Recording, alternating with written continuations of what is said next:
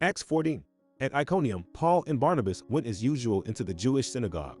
There they spoke so effectively that a great number of Jews and Greeks believed. But the Jews who refused to believe stirred up the other Gentiles and poisoned their minds against the brothers. So Paul and Barnabas spent considerable time there, speaking boldly for the Lord, who confirmed the message of his grace by enabling them to perform signs and wonders.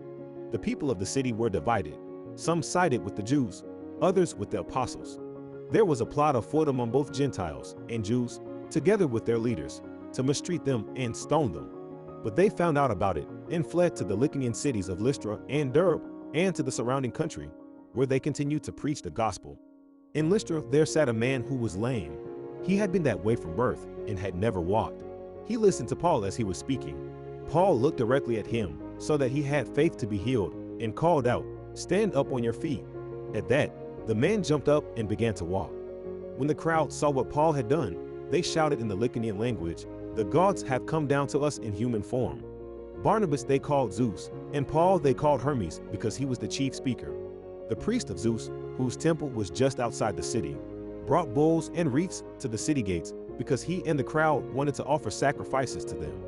But when the apostles Barnabas and Paul heard of this, they tore their clothes and rushed out into the crowd, shouting, "Friends, why are you doing this? We too are only human like you. We are bringing you good news, telling you to turn from these worthless things to the living God, who made the heavens and the earth and the sea and everything in them. In the past, he let all nations go their own way. Yet he has not left himself without testimony, and he has shown kindness by giving you rain from heaven and crops in their seasons. He provides you with plenty of food and fills your hearts with joy."